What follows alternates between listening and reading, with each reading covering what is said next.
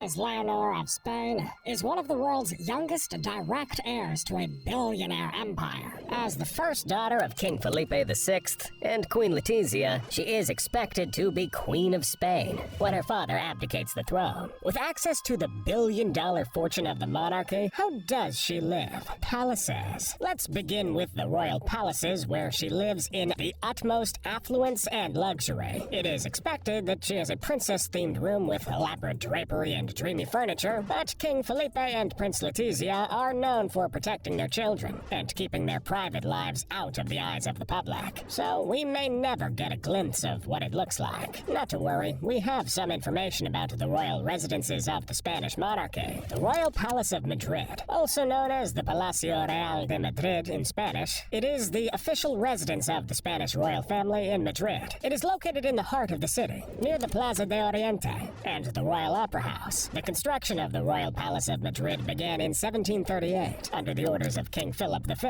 and it was completed in 1764. The palace has over 3,400 rooms and is one of the largest royal palaces in Europe, covering about 1 million square feet. It is popular for its ancient and captivating Baroque-style architecture, which dates back several centuries. Its exterior has several captivating sections, beginning with the main side of the palace, which is made up of a 2-story rusticated stone base. This is the foundation for the intricately decorated columns that frame the windows on the first 3 floors. The official royal residence is also home to the Royal Library, with thousands of articles and priceless volumes of special book collections, the Royal Armory, containing weapons from the 13th century, and regarded as one of the best in the world, and the Royal Pharmacy, which houses an impressive collection of antique pharmaceutical equipment and jars. The palace's interior is adorned with beautiful artworks, frescoes, tapestries, and sculptures. The Royal Palace of Madrid is used for official ceremonies and state events today. It is also open to the public for guided tours, where visitors can admire its magnificent architecture and learn about its rich history. However, it is so large that different tourist routes are changed from time to time. Each route provides access to only a select number of rooms at a time. Some of the spectacular locations in the residence include the King Charles III apartments, which house beautifully painted frescoes on the walls and ceiling, bronze chandeliers, and portraits of the royal family. The royal chapel is also open for viewing, with magnificent ceiling paintings. The crown room houses the throne, scepter, and crown of King Charles III. King Felipe's proclamation speech is also kept here, and will likely be where Princess Leonor's proclamation speech will also be placed. When she becomes queen, she will spend much time here, performing official duties and presiding over state functions. She will likely get married here, just like her parents, who wedded in the Palacio Real de Madrid courtyard on the 2nd of May 2004. The Prince's Pavilion. The ancient royal palace definitely holds a lot of memories. It will continue for a long time. But for Princess Leonor, intimate moments and memories have been made, and much more will still be made at the Prince's Pavilion, where she lives with her parents. The home was built for King Felipe in 1999, when he was only a prince. He moved into it in 2002, and then when he became a king in 2014, he was expected to move into the Zarzuela Palace. However, he chose to remain in the pavilion residence adjacent to the main palace. With 11 bedrooms, 9 bathrooms, a swimming pool, a meeting room, and offices, Princess Leonor has enough space to live comfortably and grow into her role as the heir apparent. For smooth functioning, the 2 floors of the residence serve different purposes. The first is for official functions and receiving guests, while the second is the private living quarters. King Felipe can often be found at the Zarzuela Palace, where he performs administrative duties at the royal offices. The Zarzuela Palace will also be in Princess Leonor's jurisdiction as soon as she becomes Queen of Spain. The interior of the palace building has yet to be fully revealed, but we've been able to catch glimpses of what it looks like thanks to occasional pictures released by the royal family. One such was on Queen Letizia's 40th birthday in 2012. The picture showed the royal family sitting with their young daughters on a dark beige couch. Shimmery curtains in the same color could be seen in the background, as well as rich patterned carpeting, a wall painting with gold framing, and a golden lamp. Their choice of flooring, which is polished polished wood also hints at the warmth of the simple yet elegant home. Some outdoor pictures were also taken in the garden, with lush greenery, as Leonor and her sister propped up their elbows on the arms of a large couch surrounded by shrubs and trees. The garden also has a set of swings and benches for relaxation. As a child, Leonor likely spent a good amount of time swinging here and running around playing hide-and-seek with her sister, but now that she's older and the responsibility ahead of her is weighing in, the swings may be little more than a piece of decor. Like other monarchs, the Spanish royal family also has houses in other parts of Spain. One of them is a Palma de Mallorca summer house, others are Alcazar of Seville in Andalusia, and the Albéniz Palace in Barcelona, Catalonia. Surprisingly, the royal family doesn't have records of any other luxury houses across the world. With their astounding net worth and yearly income, you'd expect they'd splurge on luxury homes and residences, but this is not the case. Princess Leonor is expected to also walk in their footsteps regarding being prudent with the financial resources of the kingdom. This is especially important considering that the royal family is recovering from a scandal that threatened to cripple the monarchy. Trouble in paradise. Leonor already has a significant measure of her work before her, as she must remedy the crises caused by her grandfather, King Juan Carlos. The erstwhile king abdicated the throne in 2014, following a series of controversies that began in 2012. Many have notoriously called this the elephant curse. It all started when he went on a safari cruise and hunting trip in faraway Botswana with his mistress, Corina Zusayan Wittgenstein. First, the Spanish people were infuriated that the king had been so openly unfaithful to his wife, Queen Sofia. The matter escalated when the press published a picture of the king standing gallantly beside a 50-year-old dead elephant. It had been shot dead by King Juan Carlos, who was the honorary president of the Spanish branch of the World Wildlife Federation. The trip was seen as an incredibly frivolous one, mainly because it came at a time when Spain was grappling with a global recession. The unemployment rate in the country had risen as high as 50% for young people, and it seemed at that time that it was only getting worse. Botswana was a country where Spain had no diplomatic representation, and as such, for the period of the trip, the president was totally off the grid from his duties. The monarch received a lot of backlash from the public, even though he was hospitalized and had to undergo extensive surgery because he also broke his hip during the trip. He had fallen from his safari tent and had to be flown back to Spain for emergency treatment. On his first public appearance, when coming out of the hospital, he was asked about his health, but knowing there was an uproar in the country, his first words were, "I'm sorry. I made a mistake, and it won't happen again." However, the damage had already been done, and people began to call for investigations into his finances. This was because the trip was considered overly expensive, and there were questions about how it was paid for. The pressure from this period never entirely died down, and the king eventually had to abdicate his throne. Despite this scandal, some quickly point out how King Juan Carlos displayed great courage at the beginning of his 4-decade reign. His tenure began after the end of a 36-year dictatorship that had held the Spanish people in shackles. Then, shortly after his tenure began, there was a coup that was broadcast live across the nation. But when all hope had been lost, the king showed up on national television, declaring that the coup attempts had been foiled and the perpetrators would be punished. Though this great act is now forgotten by many, King Felipe is currently trying to revive the honorary status of the monarchy by upholding the virtues of openness, transparency, and integrity. Princess Leonor is not excused from this, as she constantly makes public appearances and official outings to portray the monarchy positively.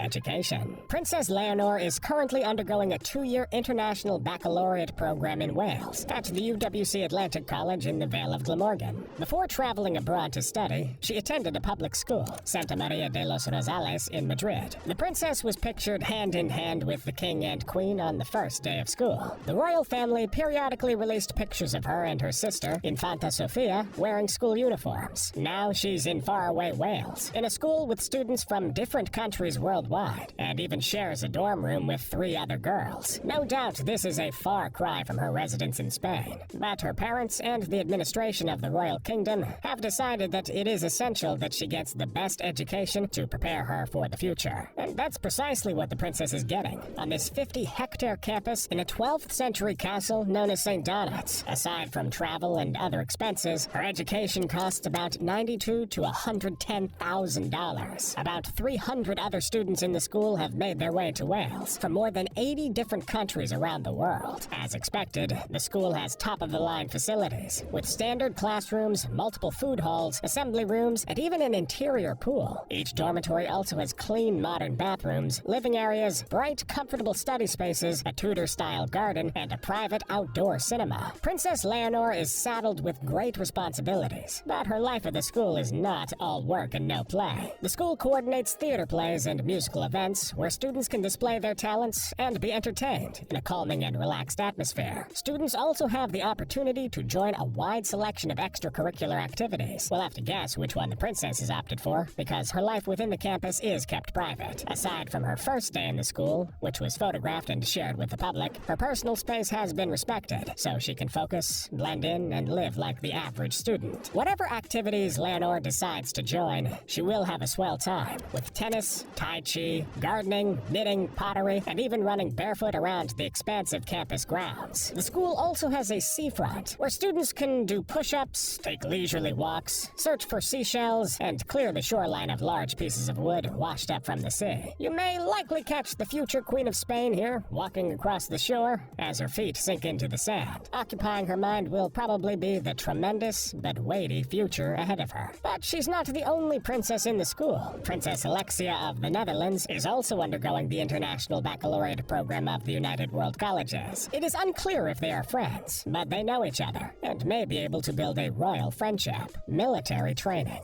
After her education in Wales, Princess Leonor will be required to go through compulsory 3-year military training. This aligns with the rule binding all parliamentary monarchies to undergo thorough military training and have a military career. When she becomes queen, she will be the commander-in-chief of the Spaniard Armed Forces. In addition to her military training, other steps are being taken in preparation for her reign. These include the incorporation of women into the armed forces. Like her father, King Felipe, her military training is scheduled before her university studies. This military training will begin with 1 year at the Army Military Academy in Zaragoza, after which she will proceed to naval school. Her training into the Navy will include sailing the Juan Sebastian Elcano training tall ship. The last phase will be at the General Air Academy. After completing this intense 3-year training, she will proceed to the university. It has yet to be determined what she will study, but she may likely study international relations, like her father. This will help her understand how to carry out her duties as queen, while relating with people and governments from different climes. Some people also speculate that she'll be studying law, because she has reportedly developed a liking for legal studies at the UWC Atlantic School. This is such a weighty responsibility for a 17-year-old, but she carries it gracefully. Princess Leonor has shown that she is ready to serve her country when the time comes. She has maintained sterling character and conduct thus far. We look forward to seeing her in a military uniform when her training begins in August of this year. Important moments and royal titles. Princess Leonor celebrates her birthday on the 31st of October every year, an event she always looks forward to celebrating with her family. In addition to being the heir apparent to the throne, she currently holds several titles, including Princess of Girona, Princess of Viana, Lady of Balaguer, Countess of Sevada, and Duchess of Montblanc. Leonor is also the heir presumptive, which automatically bestows her with the title of Princess of Asturias. In honorary acclaim of her future role and responsibility, King Felipe made his 50th birthday celebration much more special by presenting his princess with the Order of the Golden Fleece. While presenting the award, he said, "Today, Leonor, you are taking a very important and symbolic step towards your future role, which began on the 19th of June 2014, when by constitutional rights you were named the Princess of Asturias and given other titles that traditionally belong to the heir to the Spanish throne. I know it may seem like you have lots of challenges and responsibilities to face, all important and difficult, but know that you have the support of many people who want the best for Spain, for the crown, and for you.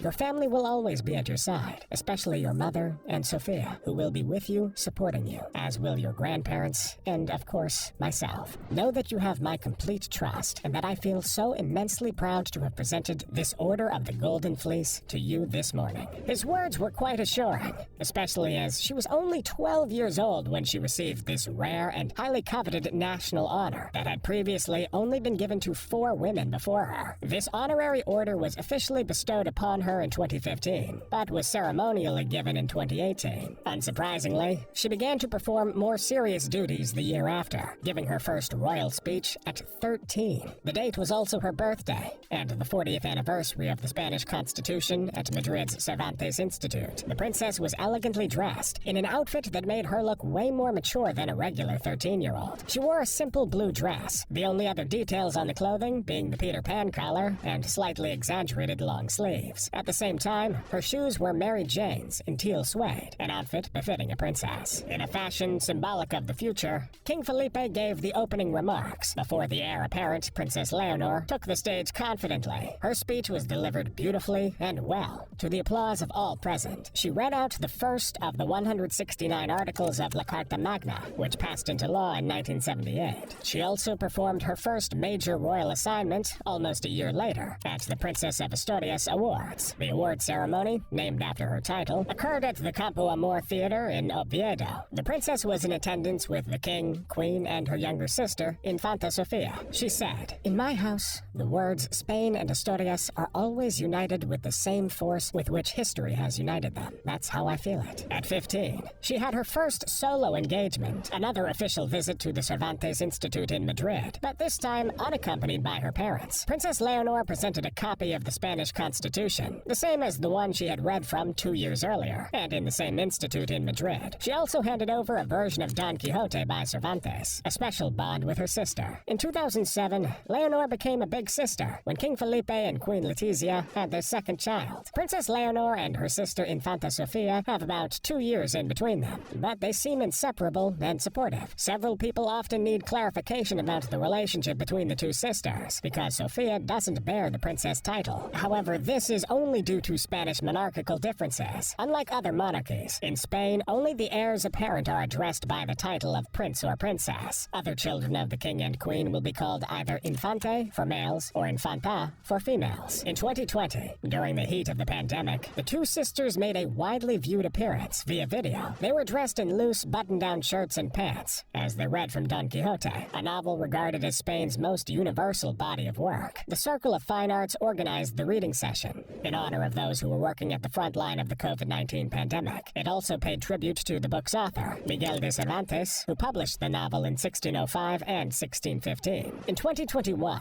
they jointly carried out their first official activity, the tree planting project. They joined the campaign A Tree for Europe, a European initiative that involves planting beach paths in a forest with trees as old as 300 years. They wore matching jeans, t-shirts, and sneakers as they joined about 30 of their peers in the town of Montano de la Sierra. This visit made a strong statement for the monarchy, showing they are committed to environmental sustainability. Hopefully, it is a step forward in removing King Juan Carlos's elephant curse. In 2022, the sisters were seen linking arms at the Princess of Asturias Awards. This sweet gesture of affection deeply touched royal fans, and they took to social media to share their thoughts, mentioning that the sisters shared a special bond that would benefit the monarchy's future. Their love for each other extends into fashion as well, as they are often seen donning statement pieces and sometimes twinning outfits. They stepped out for a visit together in July 2022 to the Dali Theatre Museum in Catalonia, wearing beautiful dresses and espadrilles as they walked side by side. Earlier in 2020, they had made a bold fashion statement together with Queen Letizia when they wore black military-style coats for the opening of the Spanish Parliament in Madrid. Their coats matched the Queen's black cape and were complemented with flat shoes. They took things a notch higher as the ceremony progressed and revealed their stunning dresses beneath the coats. Queen Letizia also took off her cape, revealing a beautiful cream dress. Princess Leonor wore a matching red skirt and jacket, while her sister Sophia wore a black and white box-pattern dress with a black bow. That was quite a dramatic switch, but very beautiful nonetheless. On many other occasions, the sisters are a sight to behold, always walking side by side as they rock stunning outfits. At the 2019 Princess of Asturias Award, they wore these beautiful dresses and paired them with metallic shoes in silver and gold. It was all shades of blue at the 10th anniversary anniversary of the Princess of Girona Foundation. For the welcome act of prestigious awards, it was color time, with complimentary white and orange outfits toned down with nude flats. Scandals. Princess Leonor has managed to keep a sterling, scandal-free conduct over the 17 years of her life. But when you are constantly in the limelight, the cameras are bound to pick up things that no one else may notice. And in 2018, they did just that during Easter celebrations. A video showing an awkward moment between King Felipe's mother, Queen Sofia, Princess Leonor, Infanta Sofia, and Queen Letizia made the rounds in April 2018. The elderly queen was seen putting her arms around her granddaughters to pose for a photograph, but Queen Letizia walked in, blocking the photographer's view.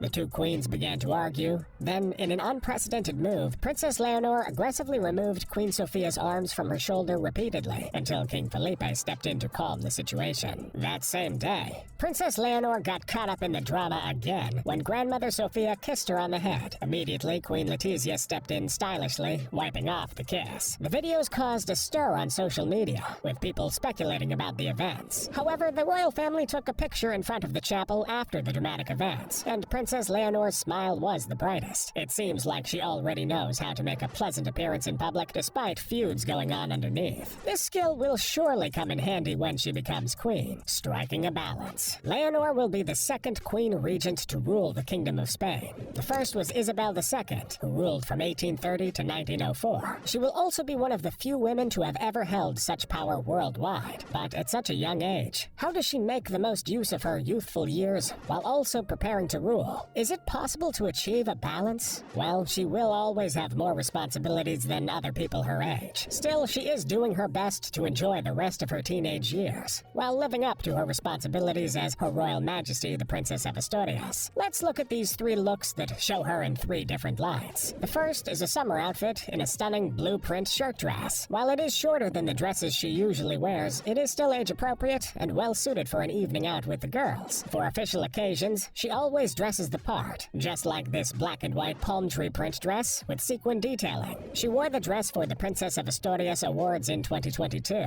Her hair was also packed up, with two locks left to drop on either side of her face. The outfit was complemented with black Carolina Herrera pumps and Chanel plume silver earrings. She looked stunning and ready to take the stage to perform her official duties. Finally, this casual look shows that the future queen is comfortable stepping out casually occasionally. She accompanied the king and queen to visit Cadavedo in 2022, after the village was named the Best Asturias Village of the Year in 2021. She wore a simple pink jumper, off-white combat trousers, and a pair of white sneakers. A pretty casual outfit, but still, she looked stunning. In the years to come, we'll see many more sides to the future queen as she continues to grow and evolve. Send the future queen of Spain your best wishes, and thank you for watching this video. To see more interesting content, click on either of the two videos on your screen.